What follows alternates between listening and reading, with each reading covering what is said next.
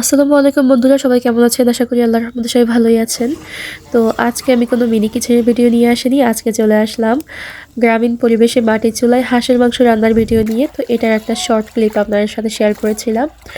তো আজকে নিয়ে আসলাম ফুল ভিডিও। তো 2 দিন যাবত আমি আসলে একটু অসুস্থ, আমার ভয়েস শুনেই বুঝতে পারছেন।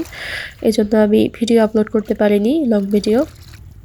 আপনারা অনেকেই অপেক্ষায় ছিলেন। তো এই তো চলে আসলাম লং ভিডিও নিয়ে। এই যে এখানে আমি আগে ভাত বসিয়ে দিচ্ছি, চুলায় আগুন জ্বালিয়ে দিচ্ছি। এখন এটা হচ্ছে চেরাগ বা অনেকেই কুপিপাতি বলে থাকে, আমরা এটাকে চেরাগ বলি। তো চেরাগে এইভাবে আগুন জ্বালানো কিন্তু গ্রামের অন্যতম একটা ঐতিহ্য। আমরা সব সময় গ্রামে এইভাবে আগুন জ্বালাই। তো এই ঐতিহ্যটা কিন্তু একদমই হারিয়ে যাচ্ছে গ্রাম থেকে। অনেকেই এখন মানে গ্যাসের চুলায় রান্না করে বা মাটির চুলায় রান্না করলে এখন আর সচরাচর কুপিবাতি বা চেরাক দেখা যায় না। তো আমরা গ্রামের ঐতিহ্য এখনও ধরে রেখেছি। তো এই তো ভাত বসিয়ে দিয়েছি। ভাত বসিয়ে এখন আমি হাঁস পরিষ্কার করার প্রসেসে যাচ্ছি। এটা আসলে ড্রেসিং করে এনেছে বাজার থেকে, কিন্তু সমস্যা হচ্ছে একদমই মানে যেগুলা উঠানোর দরকার ছিল, বেশি দরকার ছিল, সেগুলাই রয়ে গিয়েছে। তো আমার অনেক সময় লেগেছে এগুলো পরিষ্কার করতে।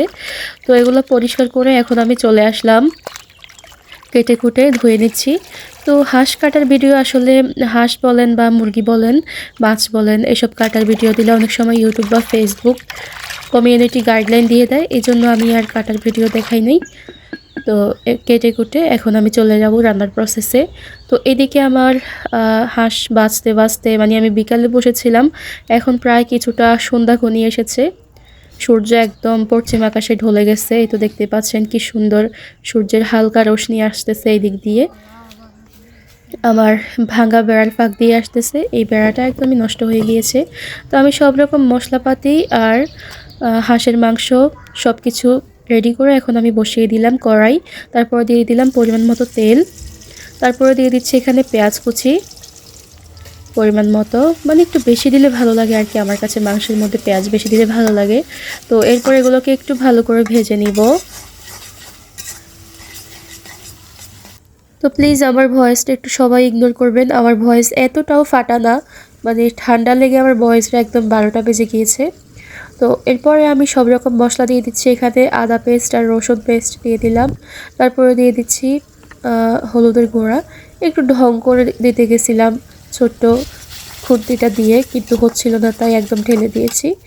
তো এরপর এগুলোকে কিছুক্ষণ ভেজে নিব। আমার আম্মু বলে যদি আদা রসুন আর হলুদ একসাথে ভাজা হয় তাহলে এটা ঘ্রাণটা একটু অন্যরকম হয়। তারপরে আমি সব রকম গুঁড়া মশলা দিয়ে দিলাম, মরিচের গুঁড়া দিয়ে দিলাম, তারপরে দিয়ে দিলাম সব রকম গরম মশলা, জিরা, ধনিয়া, গোলমরিচের গুঁড়া সব দিয়ে এখন ভালোভাবে এগুলোকে কষিয়ে নিতে হবে। মশলাগুলো ভালোভাবে ভুনে নিতে হবে। এরপরে দিয়ে দিলাম এখানে পরিমাণ মতো লবণ। আর এখন আমি শুধু ভালো করে এগুলোকে ভুনে দিচ্ছি। তারপর একটু পানি দিয়ে দিলাম।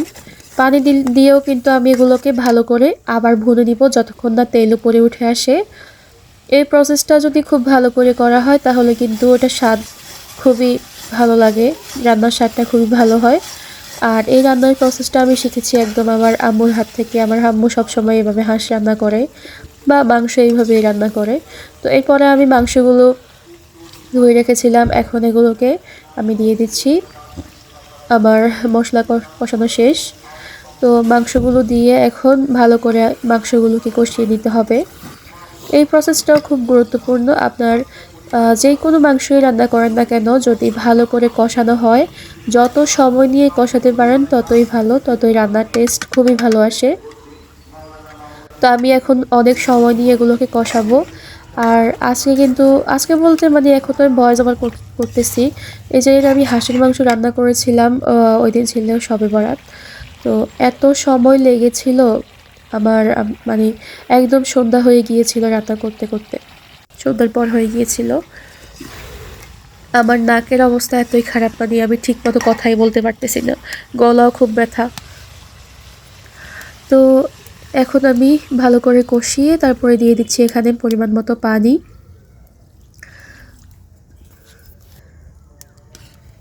এখন এগুলোকে ভালো করে সিদ্ধ করতে হবে।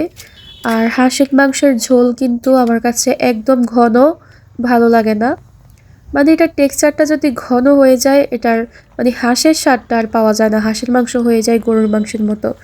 হাঁসের মাংসের ঝোলের কনসিস্টেন্সিটা একটু মানে বেশি ঘনও না বেশি পাতলাও না, একটু তেলতেলে ভাব থাকবে।